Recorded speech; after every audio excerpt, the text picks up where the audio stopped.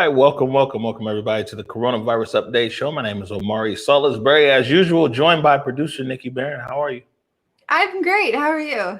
I'm all right. It's long days, Monday and Wednesdays are long days for me because we got the morning update show and got the evening show here, but it's worth the effort to be able to get news and information about COVID-19 out to our community. Definitely want to thank all of our viewers for chiming in. What do you got for us today, Nikki? So today we're going to be talking with Kevin Schofield about a new story that he published on the South Seattle Emerald about an increase in nearsightedness for children related to the COVID-19 lockdown. So he's going to break that research paper that they just published down for us. Kevin Schofield, the wordy and nerdy, huh? He knows so much. I mean, from telling us everything we need to know about Seattle City Council to writing these, they're called weekend long reads on the Emerald, where he breaks down something super complex. He's just kind of a man of many talents for breaking down complicated ideas. I always say that Kevin's pretty good for taking something that might be pretty complex and putting it in bite-sized pieces. So looking forward to that. Before we get there, though, as usual, we start off the show with the numbers. Yeah. So let me jump right in for you. So as of 2:21 at 11:59 p.m., we had another 509 coronavirus cases and 35 deaths have been reported in Washington state, bringing the total number of diagnosed to 334,962, including 4,857 deaths. 19,110 people have been hospitalized thus far in Washington state with coronavirus.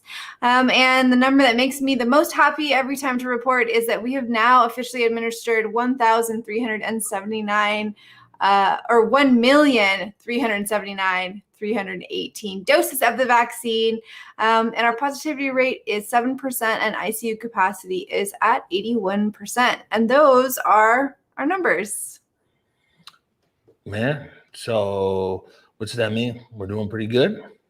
Yeah, so we're on the downswing of things. If you remember in our last interview that we did on Wednesday with Dr. Jeff Duchin, he said it's sort of the calm before the storm because the variant that is moving through the community is a more viral variant and it doubles itself every 10 days as far as which variant is going to be dominant soon. So so it's sort of a calm before the storm. But yeah, things are looking okay for us. We're not quite hitting, I think, all the numbers we want to hit, but we're doing all right. So I think all these extra stay-at-home measures have been great. I feel like the snow really helped people stay home. So hoping to keep that downward trend. Yeah. Let's see what happens. It was good to actually hear from Edwin Lindo as well about some of the stuff that they're doing as far as vaccine education and vaccine equity this morning on the Morning Update show. I didn't know they was that busy, but he has like 8 jobs. I was like, oh, he does all of these things. That's a lot. People say I'm busy. Jeez. Man, there it is. And we're going to take a quick break right now. When we come back, we got Kevin Schofield talking about his long read. We'll be right back. Watch the Coronavirus Update Show.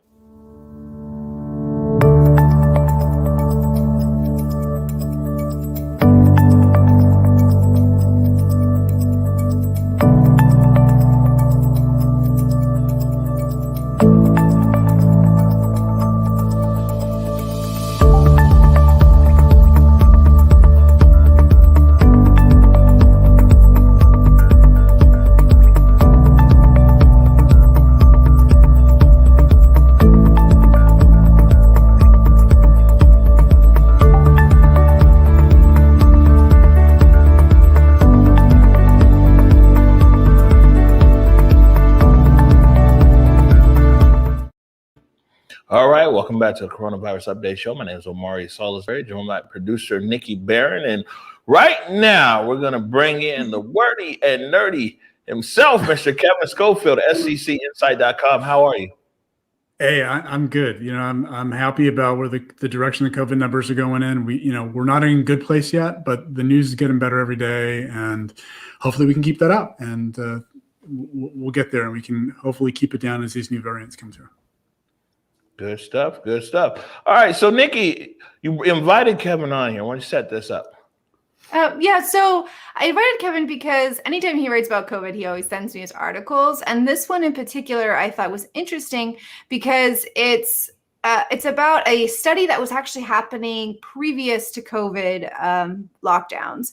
And it was a study done in a Chinese city that was measuring the increase in nearsightedness. And so they were predicting even before COVID that there was a correlation between increases in nearsightedness and being indoors too much and not getting enough sunlight. And so because of COVID, we've seen an even greater increase on top of that. So I thought that was really interesting because in this sense, COVID's been able to highlight and intensify a hypothesis that they had already by increasing, them being able to measure that extra increase in this longer study that was going on. I thought was super interesting. So that's why I wanted to have that conversation tonight, because it's something we can actually fix too. So there's actually a solution to this study. A lot of times studies like this, you're like, okay, well now I know this terrible news. What am I supposed to do about it? So Kevin, why don't you break down this article for us? Yeah, this is one of those things that doctors knew and never bothered to tell us, that there's this connection that we now understand fairly well between nearsightedness and the amount of sunlight that you get as a kid. And it has to do with, as you're growing, are your eyeballs growing in the right shape?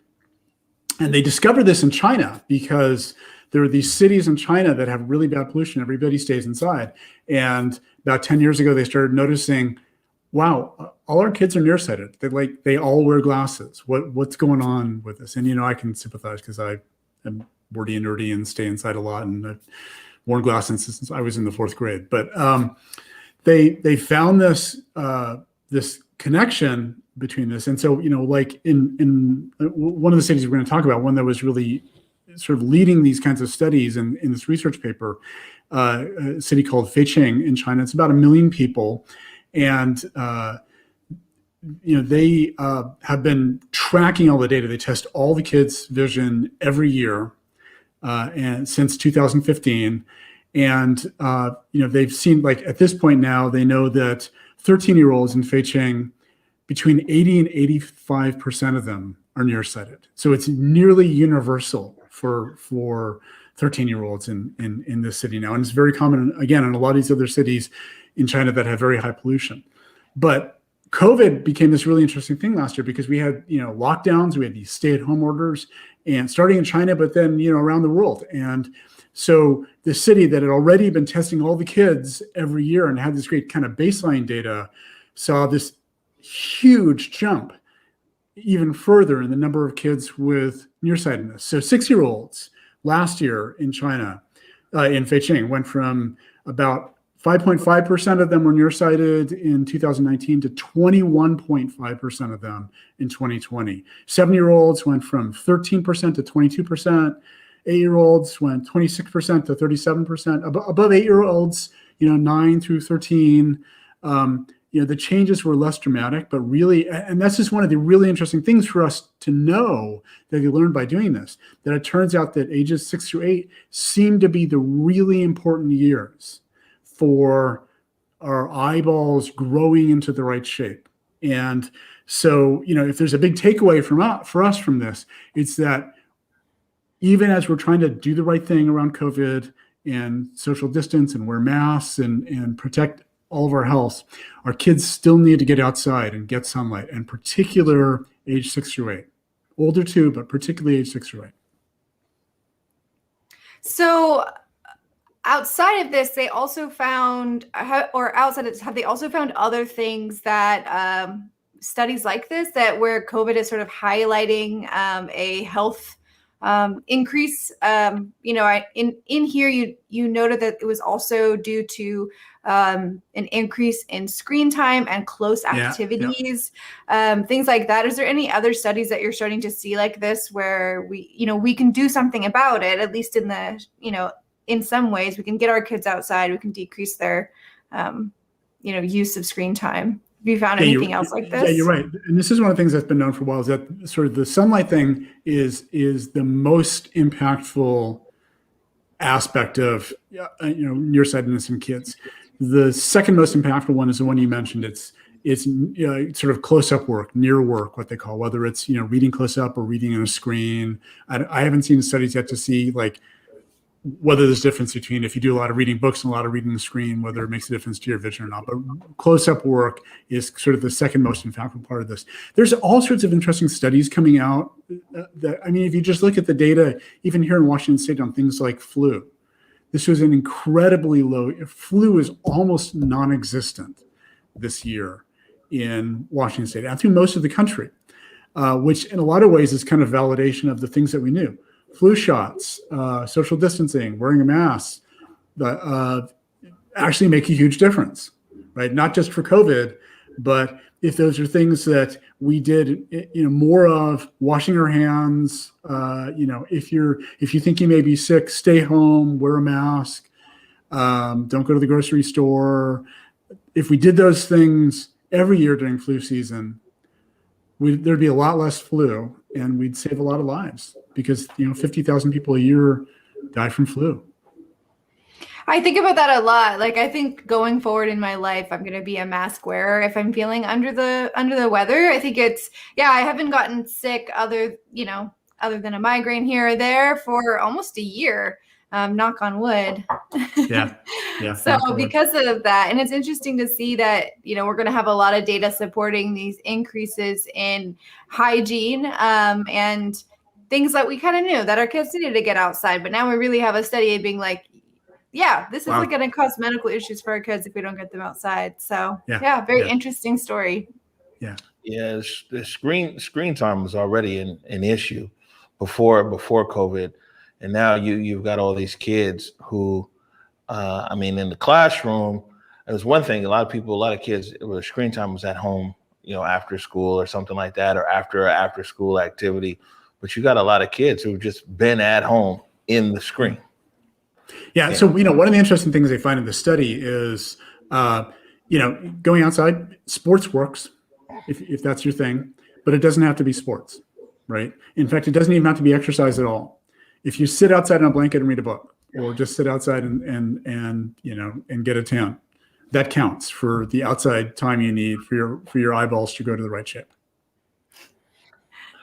Interesting stuff, Kevin. And I think like what Nikki hit there is that COVID is exposing like a lot of different things. It's crazy how much other information is coming out, especially because so much of the world, and some places harder than others, has gone through this process in one way or another. And I used to work over there in Beijing. I go back and forth over there. And like in Beijing, the pollution was horrible. People were like inside. And everybody was, this like 3-4 years ago now, everybody was wearing masks though way back when. It's a lot of Asian countries were wearing a mask as just something on the everyday. I just think about how... Oh, sorry, Kevin. I used to make regular trips to Beijing as well, and the air is terrible, and everybody stayed indoors as much as possible, and there are health effects of that, as it turns out, good ones and bad ones.